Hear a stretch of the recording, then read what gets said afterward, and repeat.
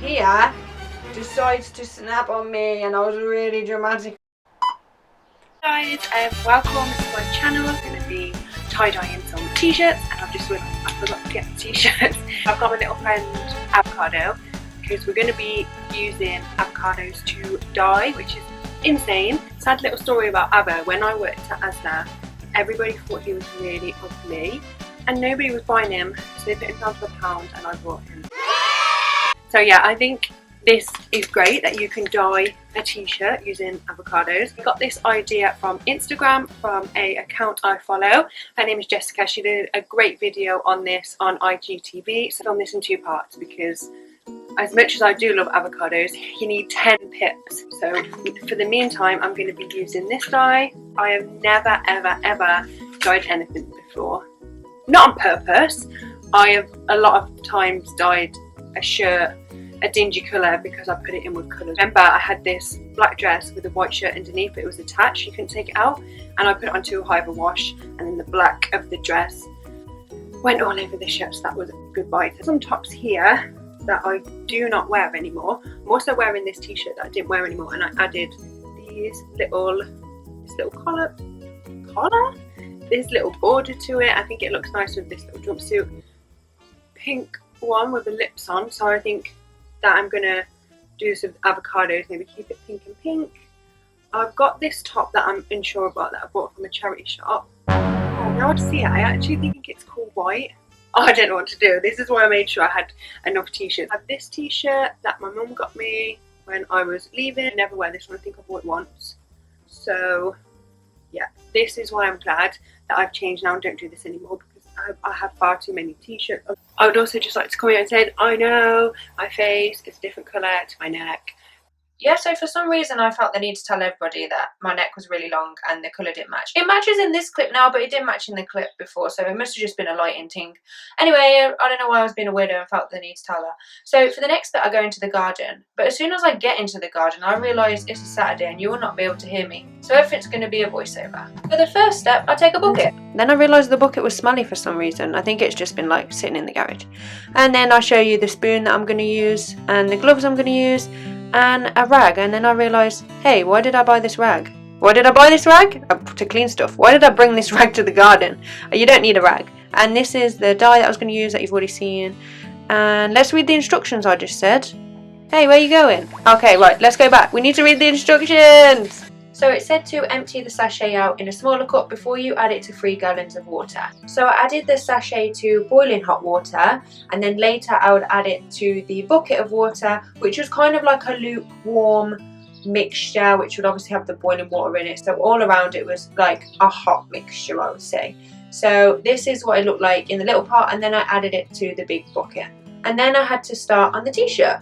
I had no plan for the t-shirt. I just wanted to see if you placed the elastic bands in any kind of order, in anywhere on the t-shirt, just roll it up and add them, see what would happen. You can do like bullseyes and really funky patterns, but I really want to give that a go when I'm using more than one coloured dye. For this and my first go, I just wanted to see if I could roll up a t-shirt, whack on some elastic bands and just see how it turned out really. So I added it all together in the big orange bucket. I tested the spoon and the spoon went yellow, so hooray! Who would have thought it, the dye works. This is my excuse of the t-shirt. It is a big ball of mess, but you know, let's whack it into the bucket and give it a go. I put it in the bucket, and I don't know why I read the instructions again, you know, you can never be too careful. But yeah, I put it in the bucket and I left it for about an hour. But before that I had to stir it for 30 minutes. So I added them, about to start the 30 minutes of stirring. It's really sad because in this clip I was listening to The Cure, Close to Me, and I had like such a good playlist on, but I cannot play it because of the copyrights. But maybe I'll just add a little song.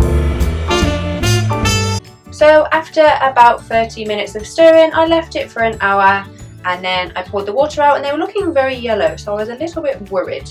But then it was time to give them a rinse and get them on the washing line. So I gave them a little clean, waited till the water went, and then I tried to turn the water off and had a little accident. But then we put them on the washing line. Hey guys, so it's still the same day, but I have got a festival themed quiz on Zoom tonight. So I've even got my 2016 Creamfield wristband out, but I wanted to just quickly pop on before it starts and show you how the t-shirt, I really like the middle of this one. This one's looking nice, and this is the last minute one I did. It's got a stain on it here of nail varnish, so I think I'm going to cut it there, and then I think I'm going to give it to my little sister because this is already a crop top on me anyway. I'm quite tall. This is part 2. I'll show you guys how the yellow ones turned out. So I absolutely love this. Really like the middle of it. It's a shame that it didn't go down here, but like I said, I just was giving it a go. I wasn't following any kind of pattern. I just wanted to see if you could just roll up a t-shirt, whack on some elastic bands or string, whatever you've got, and see if it would work. So it did make a really cool effect. And this is the last minute one. So now onto the avocados. I'm going to do this top. So I laid out the t-shirt and I got the 10 pips. I found a podcast. This was the Mile High podcast, The Disappearance of Amelia Earhart. Interesting. So I've got all the pips ready. I've got the t-shirt ready. The spoon is still yellow. Little update on the spoon. I got the elastic bands all ready. There they are. And then safety first. Gotta get them marigolds out. So I'm decided to do a bullseye this time. Is that what it's called? I think that's what it's called. So yeah, let's speed it up. Going really fast now. And then something really sad happened. So I'm just doing it. And then this little blue one here decides to snap on me. And I was really dramatic about it. Like something really bad had just happened. But it actually really hurt. No, it didn't. But I was going to throw them away and not use them. But then I was like, that's really wasteful. I can just tie them. So yeah, I still used them. I still tied them round. And yeah, then I just finished the top and it looks a bit of a weird shape, but it was done. So the next step was to boil the water. While the water was boiling, I thought I would show you guys this potato. It's really cute. It's love heart shape, and I will eat it, but at the minute I just want to show you how cute it was. So I added the pips just as the water was coming to a boil. As you can see, it hadn't started to change colour, but the yellow dye from the spoon had started to come up. But I just thought, why not? It will add a bit of extra flavour to the mixture. So this was the mixture after about 25 minutes, half an hour maybe. And it was going like a nice kind of orangey colour. I just let it simmer away, and then I was getting like a little bit peckish. But I had some watermelon and some crisps. These crisps are really, really nice. They're from Heron, and I think they're like £1, but they're like £2.50 in Sainsbury's, and then had some water. This was it after about 45 minutes. I was really unsure why I tapped the side like it was like pasta, but it was all done. I went outside and poured it to a bucket and added some cold water so it was like lukewarm, and then I thought, better go and clean that pot up now. So I left it for an hour, and then I went and sat in the summer house and ate some watermelon. And then I also watched some YouTube. I was watching the Sidemen because they're like my secret little love. And then after about an hour, I went to check on it. I don't know what I'm talking about here. Clean my teeth? No, I don't think I did that. But she just loves to talk. Gave it a little squeeze, a little shake, and gave it a nice little rinse. After another little rinse, I put it on the washing line. So as you can see here, there's like this darker mark. So I don't really know what that is. But the bullseye bit definitely worked here. Not so much at the top. It's very white at the top. But yeah, it all seems to look good. So this is the finished top. I think if you look at the shoulders, you can see that it's very pinky, very orangey, but I'm still really happy with how it turned out. This is the yellow one from the front and the back, and the same with this one, just so you can see what they're like on. Okay, so that is all the t-shirts styled. I've put in a few clips of me wearing it, and I really hope you enjoyed it. I think this is great because unfortunately, like, 2 of these tops were from Boohoo that I bought a few years back, and I wouldn't have worn them again.